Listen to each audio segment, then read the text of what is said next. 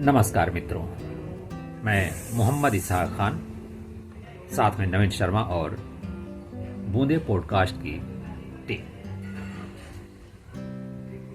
दरअसल हम अपने पॉडकास्ट पर उन तमाम विषयों को शामिल करने की कोशिश करते हैं जिन्हें आप पसंद करते हैं और जो आपके हिसाब से आपके मनोरंजन और ज्ञान में बढ़ोतरी करते हैं।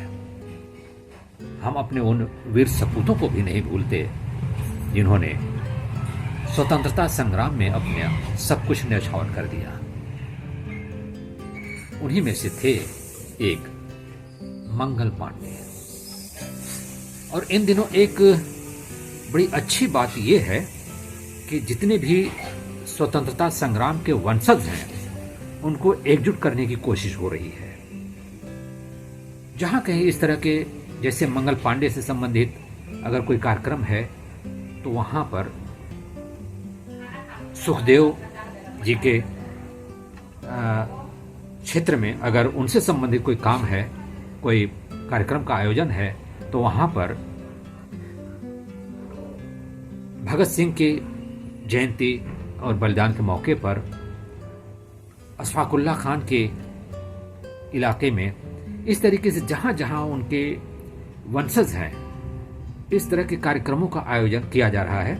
और जितने भी एकजुट हो सकते हैं स्वतंत्रता संग्राम वंशज, उन्हें एक जगह इकट्ठा करने की कोशिश हो रही है। बहुत अच्छी बात है, ये अच्छे संकेत हैं। दरअसल उसी में मैं आता हूं। मैं भी संबंध रखता हूं स्वतंत्रता संग्राम सेनानी से। 1921-22 में जब असहयोग आंदोलन चल रहा था हमारे क्षेत्र में, तो हमारे पूर्वज सुखन अली खान और उनके छोटे भाई जिंदल अली खान ने अपना सब कुछ न्यौछावर कर दिया था। निर्वासित हो गए थे अपने घर से। इसी कड़ी में आज हम मंगल पांडे को याद कर रहे हैं। दरअसल मंगल पांडे भारतीय स्वतंत्रता संग्राम, जिसे कि प्रथम विद्रोह किया जाता है 1857 में, उसके नायक थे।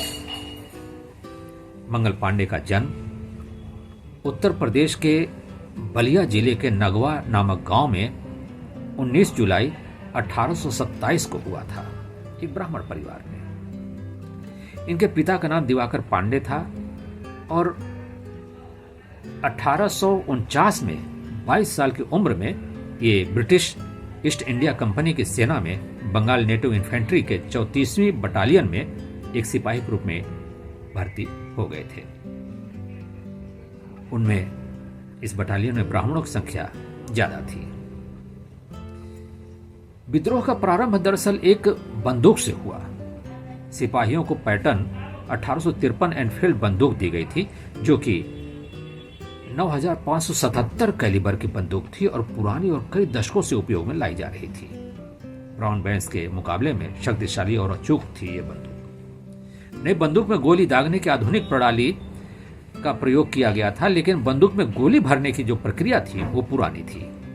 नई एनफील्ड बंदूक भरने के लिए कारतूस को दांतों से काट कर खोलना पड़ता था, उसी तरह जैसे कि फिल्मों में आप देखते होंगे जब बम फेंकते हैं तो मुंह से कुछ उसके हटाना पड़ता था, मुंह से ऐसे हटाते ही उसे फेंकते हैं। इसी तरह से बंदूक की नाली को भी खोलने की जरूरत पड़ती थी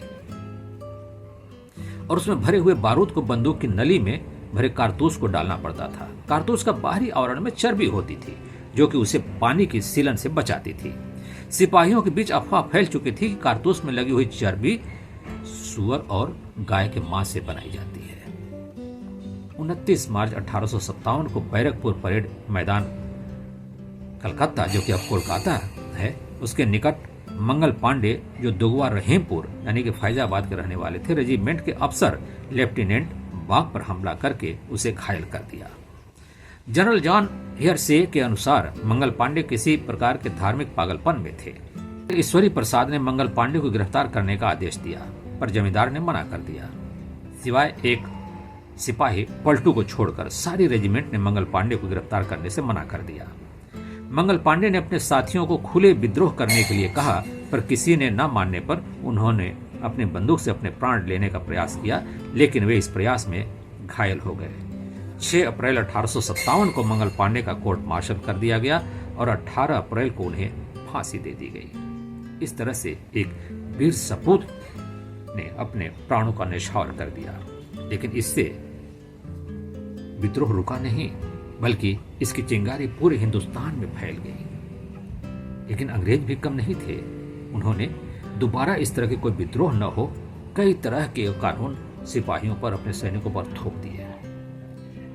लेकिन जो आजादी की चिंगारी थी उसे कोई रोक नहीं सका, जिसके परिणाम स्वरूप 15 अगस्त 1947 को हम आजाद हुए और आज हम आजाद मुल्क के वासी हैं। फिर यह स्वाभाविक होता है कि जो स्वतंत्रता संग्राम सेनानी है, उनके वंशजों को एकजुट कर उन्हें सम्मानित करने की कोशिश होते रहना चाहिए, उनकी स्मृतियां बननी चाहिए। और जिस तरीके से हम राष्ट्रीय पर्व मनाते हैं, इस अवसर पर उन्हें याद करते रहना चाहिए। बूंदे पॉडकास्ट पर इसी तरीके की जानकारी और ज्ञान की बातें हम करते रहेंगे अपने पूरी टीम के साथ। अनुमति दीजिए। नमस्कार।